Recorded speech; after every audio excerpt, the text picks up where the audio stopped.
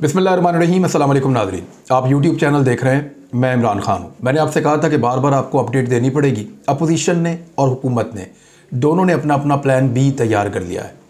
Plan A तो ये है कि कुछ भी करके अपने मुखालिफ को शिकस्त दी जाए।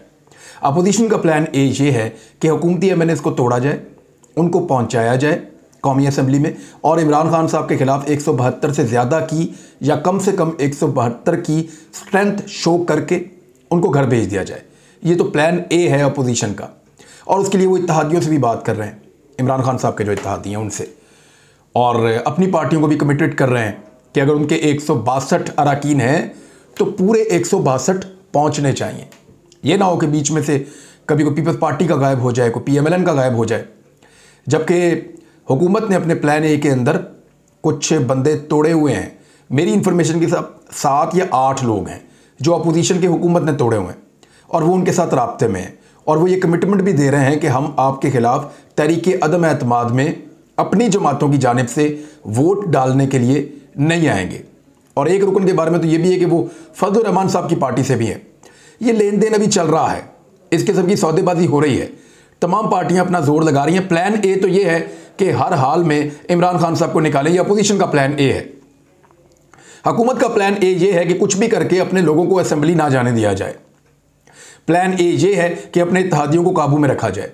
प्लान ए ये है कि अपोजिशन 172 बंदे पूरे ना कर सके। तो ये है दोनों का प्लान ए कि हुकूमत ने हर हाल में अपने आप को कामयाब करना है, और उसके लिए वो अपने MNAs को हौसला देने के लिए इमरान खान साहब बड़े बड़े जलसे कर रहे हैं, ताकि उनके MNAs को ये लगे कि अगली मरतबा फिर इमरान खान का टिकट जो है वो ज़्यादा कीमती होगा। क्योंकि इमरान खान साहब ने बड़े लंबे अरसे से अवामी इज्तिमात नहीं किए, तो ये एक तासुर बन रहा था कि शायद अवाम में वो अपनी मकबूलियत खो बैठे हैं। तो उनके MNAs भी थुड़के हुए थे। थुड़का हुआ पंजाबी का लफ्ज़ है, वैसे इसको कहते हैं कि थोड़े से वो इस सूरत हाल में थे कि कन्फ्यूजन का शिकार थे कि पता नहीं इमरान खान साहब का टिकट आइंदा इलेक्शन में उनको वोट डलवा सकता है या नहीं। तो वो कन्फ्यूजन इमरान खान साहब दूर कर रहे हैं बड़े बड़े जलसे करने के बाद। अपोजिशन भी इसी तरह की हिकमत अमली जो है उसको लेकर चल रही है। वोट देने से एक दिन पहले वो डी चौक के अंदर एक बहुत बड़ा जो पावर शो करने जा रहे हैं, वो शो वो भी इसीलिए है ताकि अगर किसी के दिमाग के अंदर कोई ऐसी चीज़ बाकी या कोई सवाल या कन्फ्यूजन बाकी रह गया तो वो भी दूर हो जाए। ये है प्लान ए। हुकूमत का भी आपको मैंने बता दिया और अपोजिशन का भी मैंने आपको बता दिया। अब ज़रा आ जाए प्लान बी की तरफ, क्योंकि दोनों को पता है कि ये लड़ाई इतनी आसान नहीं है। मेरी इंफॉर्मेशन के मुताबिक इमरान खान साहब एक कदम आगे हैं अपोजिशन से अब तक, और अपोजिशन जो उनको एस्टिमेट कर रही थी वो उतने आसान साबित नहीं हुए। अपोजिशन का प्लान बी तैयार है, क्योंकि वो कई मरतबा कह चुके हैं ये एक रिस्क है। मौलाना फजल रहमान साहब एक प्राइवेट चैनल के ऊपर बात कर रहे थे, जब ये पूछा गया आपके बंदे पूरे हैं, तो इस पर वो झल्ला गए, गुस्से में आ गए और फ़ोन बंद कर दिया कि इससे आपका क्या ताल्लुक है, बंदे पूरे हैं या नहीं। अभी ये बात करें, मेरे बंदे पकड़ लिए उन्होंने। तो मौलाना साहब की आपने फ्रस्ट्रेशन देखी, गुस्सा देखा, इमरान खान साहब का भी आपने देखा। उनको भी कन्फ्यूजन रहता है बाद दफ़ा कि पता नहीं बंदे आएंगे या नहीं आएंगे, ये ना हो कि कहीं कामयाब ही हो जाए तहरीक अदम एतमाद। लेकिन जो एक हफ्ता पहले सिचुएशन थी वो अब नहीं है। अब इमरान खान साहब एक कदम आगे हैं, तो अपोजिशन ने अपना प्लान बी तैयार किया है। अपोजिशन का प्लान बी जो है वो पहले से तैयार है और उसके ऊपर वो काम कर चुके हैं। वो मैं आपको बता देता हूँ कि उनका प्लान बी क्या है। जबकि हुकूमत का प्लान बी जो है वो अब तैयार हुआ है, वो उसके ऊपर क्या करेंगे वो भी मैं आपको बता देता हूँ। लेकिन पहले अपोजिशन का। अपोजिशन तस्लीम नहीं करेगी तहरीक अदम एतमाद की नाकामी को। अगर वो तहरीक अदम एतमाद में नाकाम हो जाते हैं तो वो उसको तस्लीम नहीं करेंगे। प्लान बी का पहला नुक्ता ये है। दूसरा, वो शदीद एहतजाज करेंगे, उसी दिन एहतजाज करेंगे, असम्बली के अंदर एहतजाज करेंगे, बाहर निकलकर शोर मचाएंगे और मीडिया के साथ इस बात को शेयर करेंगे कि उनकी तहरीक अदम एतमाद नाकाम नहीं हुई बल्कि उसको नाकाम किया गया है। वो हार तस्लीम नहीं करेंगे, ये उन्होंने पहले ही तय कर लिया है। एक और नुक्ता उसके अंदर यह है कि वो लॉन्ग मार्च और धरने की सियासत दोबारा करने का इरादा रखते हैं, क्योंकि 23 मार्च के मौके के ऊपर उनको ताकतवर हलकों की जानिब से यह पैगाम दिया गया था कि 23 मार्च पे आप लॉन्ग मार्च और धरना ना करें। अगर आप 23 मार्च पे करेंगे तो उससे पहले दुनिया भर से मेहमान आ रहे हैं जो कंफर्म कर चुके हैं कि हम पहुंचने वाले हैं। फॉरेन मिनिस्टर्स आ रहे हैं दुनिया भर से, और चाइनीज़ वज़ीर ख़ारजा को भी इस मरतबा उसके अंदर बुलवाया गया ख़ास तौर पे। ये जो इजलास होने जा रहा है OIC का, उसका हिस्सा बनाया जा रहा है। ये उनके लिए बड़ा ऑनर है, चाइनीज़ के लिए, और ऐसा पहले इस तरह नहीं होता रहा। दूसरा, 23 मार्च की तकरीब है बड़ी अहम, उसके हवाले से भी बहुत सारे सवालात हैं। तो किया ये जा रहा है कि लॉन्ग मार्च और धरना पहले मना किया गया कि इस मौके पर आपने नहीं करना, तो न्यूट्रलिटी की शर्त के ऊपर या उसकी यकीन दहानियों के ऊपर अपोजिशन ने, उनको लगा उनको सपोर्ट मिलेगी तो उन्होंने ये हामी भर ली। लेकिन तहरीक अदम एतमाद की नाकामी के बाद वो फौरी तौर पे अनाउंस करेंगे कि वो लॉन्ग मार्च भी ला रहे हैं और धरना भी देंगे। और फिर एक और चीज़ जिसके ऊपर PMLN ने और मौलाना फजलुर रहमान साहब ने, दो लोगों ने जोर दिया है। जोर क्यों दिया वो भी मैं आपको बता देता हूँ। आखिरी हरबा जो है वो इस्तीफे होंगे, ये सारे पहले कह चुके हैं। वो चाहते हैं कि किसी भी सूरत में इमरान खान साहब को इस साल के इख्तिताम से पहले पहले हटा दिया जाए। वो इसलिए कि एक बड़ी अहम तकर्री होने वाली है पाकिस्तान में। सिंपली मैं आपको बताऊं तो आर्मी चीफ नए जो हैं उनका इंतखाब होगा और ये वज़ीर आज़म पाकिस्तान ने करना होता है। तो अपोजिशन ये चाहती है कि अगले आर्मी चीफ का इंतखाब वज़ीर आज़म इमरान खान साहब ना करें और उसके लिए वो किसी भी कीमत को अदा करने के लिए तैयार हैं। तो फिर अगर यहां पे तहरीक अदम एतमाद नाकाम होती है तो फिर प्लान बी के अंदर इस्तीफों के ऑप्शन के ऊपर दोबारा ना सिर्फ गौर किया जाएगा बल्कि बहुत दबाव होगा पीपल्स पार्टी के ऊपर कि जी आपके कहने वाली तमाम चीजें हमने करके देख ली, हमने जो है वो आपके मुताबिक तहरीक अदम एतमाद लाकर देख ली। आप सेनेट के इलेक्शन में गए, वो भी हमने लड़ लिया। जहां जहां आपने कहा वहां हमने आपका साथ दिया। अब आप इस्तीफों वाले ऑप्शन के ऊपर आए और इस्तीफे दें, इससे पहले कि इमरान खान साहब पाकिस्तान में एक अहम तरीन तैनाती अपनी मर्जी से कर दें। ये एक आखिरी ऑप्शन के तौर पे इस्तीफों का हरबा भी इस्तेमाल किया जाएगा। दोबारा से पाकिस्तान के अंदर वोट को इज्जत दो का बयानिया, एस्टेब्लिशमेंट मुखालिफ बयानिया और वो आवाज़ें जो फिलहाल बंद करवा दी गई हैं उनको दोबारा से लाउड स्पीकर में कन्वर्ट कर दिया जाएगा और फिर दोबारा से एस्टेब्लिशमेंट के खिलाफ एक महाज खड़ा किया जाएगा। क्योंकि PMLN को खास तौर पे ये लगता है कि जब वो एस्टेब्लिशमेंट के खिलाफ बोलते हैं तो उनका वोट बैंक तगड़ा होता है, इससे उनको ताकत मिलती है। इसलिए नहीं कि उनको एस्टेब्लिशमेंट से शिकवे हैं। अब ये एक पॉलिटिकल नारा भी बन चुका है कि वोट को इज्जत दो और एस्टेब्लिशमेंट सियासत में किरदार अदा ना करे, तो किरदार अदा करे या ना करे, इस नारे को वो इस्तेमाल ज़रूर करेंगे और वो करते चले जाएंगे। फिर गिरफ्तारियां हैं शहबाज शरीफ साहब की, और अगर शहबाज शरीफ साहब गिरफ्तार होते हैं, फर्द जुर्म आयद होती है और अगर जुर्म साबित हो जाता है तो वो भी नाअहल हो जाएंगे। फिर शरीफ खानदान में कोई एक आदमी भी नहीं बचेगा जो उम्मीदवार बन सके वजीर आजम का। इस फैमिली के अंदर जितने पॉलिटिकल लोग हैं वो सारे नाअहल हो जाएंगे अगर शहबाज शरीफ साहब भी गए तो ऐसी सूरत हाल में, वैसे मैं आपको ये बता देता हूं कि मेरी इंफॉर्मेशन के मुताबिक अभी ये मेच्योर नहीं हुई लेकिन आने वाले दिनों में हो जाएगी। FIA के एक अहम तरीन ऑफिसर ने जो रिलेट कर रहा है शहबाज शरीफ और हमजा शहबाज के केसेस के साथ, लाहौर के डिफेंस में हमजा शहबाज साहब से एक खुफिया मुलाकात करवाई है। इस यकीन दहानी पर मुलाकात की है कि हम आपको रिलीफ देंगे और आप इक़्तिदार में आए तो आप हमें रिलीफ दीजिएगा। देखिए, जहां पॉलिटिकल लोग अपने बारे में सोच रहे होते हैं, अपने मुस्तकबिल के बारे में सोच रहे होते हैं, वहीं ये ब्यूरोक्रेट भी बेचारे परेशान फिर रहे होते हैं कि कल इनकी हुकूमत आएगी, ये तो हमें बलूचिस्तान में फेंक देंगे। तो सारे डर रहे होते हैं और ये धमकाते भी हैं। अभी ख्वाजा आसिफ साहब ने और सादर बीक साहब ने कहा कि अगर किसी इदारे ने हमारे रास्ते में आने की कोशिश की तो फिर हम उसके ऊपर आर्टिकल 6 लगाएंगे, गद्दारी का मुकदमा उसके ऊपर बनाएंगे। तो वो डरा रहे हैं पहले से ही। तो इसी तरह से इनको भी डराते हैं, पैगाम भी भिजवाते हैं। तो उस ऑफिसर ने डिफेंस में मुलाकात की कि अगर आप मेरा ख्याल रखेंगे तो मैं आपका ख्याल रखूंगा और मुस्तकबिल में आपसे उम्मीद करता हूं कि आप मेरा ख्याल रखेंगे। बहरहाल, गिरफ्तारियों से बचना है, नाअहली से बचना है और जल्द इलेक्शन करवाना है इससे पहले कि इमरान खान साहब एक अहम तकर्री कर दें। यह है जी अपोजिशन का प्लान बी। अब आ जाए इमरान खान के प्लान बी पे। कप्तान ने भी बनाया प्लान बी। उनका प्लान बी क्या है वो मुझे आज पता चला है, मैं आपके साथ शेयर कर देता हूं। एक तो सबसे पहले वो रोला डालेंगे कि इस अदम एतमाद को हम नहीं मानते। ये हमारे साथ बिल्कुल इसी तरह जैसे अपोजिशन ने कहा हम नहीं मानते, वो भी नहीं मानेंगे अगर हार गए तो। और वो ये कहेंगे हमारे साथ धोखा किया गया है, हमें मुद्दत पूरी नहीं करने दी गई। हालांकि इससे पहले PMLN की हुकूमत 5 साल पूरे करके गई है, इससे पहले पीपल्स पार्टी की हुकूमत 5 साल पूरे करके गई है और इमरान खान साहब को 5 साल पूरे नहीं करने दिए गए हैं। और साथ ही वो ये कहेंगे कि हमने बहुत मुश्किल हालात देखे हैं, तबाहशुदा इकॉनमी हमें दी गई थी और तबाहशुदा इकॉनमी के साथ साथ हमें जो है वो कोरोना का भी सामना करना पड़ा, अफगानिस्तान की जंग यहाँ पे भी उसका सामना करना पड़ा, आलमी कीमतें बहुत ज़्यादा बड़ी, सप्लाई चेन मुतासिर होगी, उसका सामना करना पड़ा।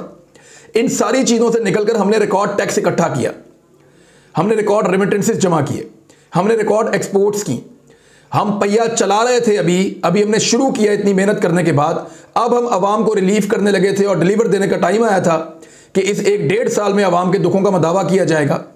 बहुत सारे काम इख्तितामी मरहले में पहुंच चुके थे।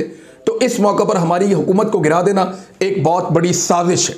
और 35-35 साल, 40-40 साल इस मुल्क पे हुकूमत करने वाली जमातों ने हमें 3 साल भी बर्दाश्त नहीं किया, और चौथा साल मुकम्मल होने से पहले पहले हमें इक़्तिदार से बाहर निकाल दिया उन ख़ानदानों ने जो खुद 3-3, 4-4 दहाइयों से इक़्तिदार के मज़े लूट रहे हैं। फिर इमरान खान साहब का एक बहुत बड़ा जो ऑप्शन है उनके पास, एक बहुत बड़ा जो नारा है उनके पास, वो ये है कि उनको शिकस्त अपोजिशन नहीं दे रही। अपोजिशन का बस चलता तो उनको पहले दिन ही बाहर निकाल देते। अपोजिशन तो पहले दिन से धरने लेकर आई हुई है, पहले दिन से इस्तीफों की बात कर रही है, पहले दिन से सिलेक्टेड कह रही है और तस्लीम नहीं कर रही किसी बात को। अब इमरान खान साहब अगर निकाले गए तो उनके पास एक बड़ा ज़बरदस्त बयानिया होगा कि क्योंकि मैंने अमेरिका को बोला एब्सोल्युटली नॉट, क्योंकि मैंने यूरोपीय यूनियंस को कहा कि हम आपके गुलाम नहीं हैं, क्योंकि मैंने पाकिस्तान को एक आज़ाद खारजा पॉलिसी दी, क्योंकि मैंने उस वक्त चाइना का दौरा किया जब अमेरिका नहीं चाहता था, क्योंकि मैं रशिया जाने का वादा पूरा करने पे उतर आया। यानी अमेरिका ने मना किया लेकिन मैंने अपना वादा पूरा किया कि मैं रशिया आ रहा हूं, और मैं गया। मैंने पाकिस्तान के लिए नए रास्ते खोले हैं, मैंने पाकिस्तानियों को आज़ादी दिलाई है, मैं पाकिस्तानियों को खुद मुख्तारी दिलवा रहा हूं। लिहाजा मेरे खिलाफ बैरूनी ताकतों ने काम किया है और उनके दबाव पर, यानी वो दबाव उन्होंने, और इमरान खान साहब के पास इसके सबूत भी हैं। अगर कोई ये समझता है कि वो ज़ुबानी कलामी ये बात कर रहे होंगे तो नहीं, उनके पास इस बात के सबूत मौजूद हैं कि बैरूनी मुदाखलत हो रही है इमरान खान साहब को हटाने के लिए, और वो सबूत वक्त आने पर मंजर आम पर ले आएंगे। जब वो ये कहेंगे कि मुझे बैरूनी आकाओं के कहने के ऊपर फॉरेन फंडिंग के जरिए से, बैरूनी ताकतों के दबाव पर और उनकी बेशुमार इन्वेस्टमेंट की वजह से मुझे यहां से हटाया गया है और इसके ऊपर बैरूनी साजिश थी, तो ये चीज़ उनको पॉलिटिकली बहुत फ़ायदा देगी। और ये बात इमरान खान साहब जानते हैं, वो अभी से उन्होंने ये बात करना शुरू कर दी है। इसके सबूत उनके पास मौजूद हैं कि बैरूनी ताकतों और उनके बेशुमार वसाइल और दबाव ने उनको हटाया है। इस मामले को वो बहुत ज़्यादा उठाएंगे। अभी से वो ड्रोन हमलों की बातें कर रहे हैं, अभी से वो कह रहे हैं, यानी आपको याद होगा कि थोड़े दिनों में मौलाना फजलुर रहमान साहब और उनका करीबी मीडिया ये कह रहा था कि सबसे ज़्यादा मुखालफत ड्रोन हमलों की मौलाना फजलुर रहमान साहब ने की है। लेकिन फैक्ट ये है कि ड्रोन हमलों का जो इजाज़तनामा पाकिस्तान ने अमेरिका को दिया था, नेटो को, वो उस इजाज़तनामे के ऊपर मौलाना फजलुर रहमान साहब के दस्तखत मौजूद हैं। मौलाना फजलुर रहमान साहब ने इजाज़त दी थी कि मेरे पाकिस्तानियों को कत्ल करो, उनके ऊपर ड्रोन मारो, और उसमें कोलेटरल डैमेज के ऊपर उसी हुकूमत ने बाद में कहा था कि ठीक है कोई बात नहीं, अगर कोई बंदे मर भी जाते हैं तो खैर है, मुझे फ़र्क नहीं पड़ता। जरदारी साहब ने कहा था, नवाज शरीफ साहब के दौर में भी ड्रोन हमले होते रहे, उन्होंने लीस्ट बॉदर किया है इसको, लेकिन इमरान खान साहब के दौर में एक भी नहीं हुआ।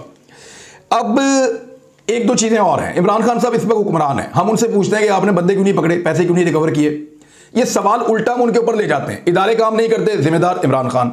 नैब बंदे नहीं पकड़ती, जिम्मेदार इमरान खान। FIA काम नहीं कर रही, जिम्मेदार इमरान खान। अदालतें सजाएं नहीं दे रही, रिलीफ दे रही हैं, तो जिम्मेदार इमरान खान। यानी नवाज शरीफ साहब को अदालत ने 50 रुपए के स्टाम्प पेपर को पाकिस्तान से बाहर भेज दिया। हुकूमत कह रही है अरबों रुपए का इनसे लिखवाओ, बॉन्ड बनवाए इनसे, ये नहीं आएगा वापस। अदालत ने कहा नहीं कर देते हैं, भेज दिया, वो बाहर चले गए। पाकिस्तान की क्या दुनिया की तारीख में ऐसे नहीं होता। अदालतें इस लेवल का रिलीफ दे रही हैं, जिम्मेदार कौन? इमरान खान अगेन। तो इमरान खान साहब की ये जान छूट जाएगी।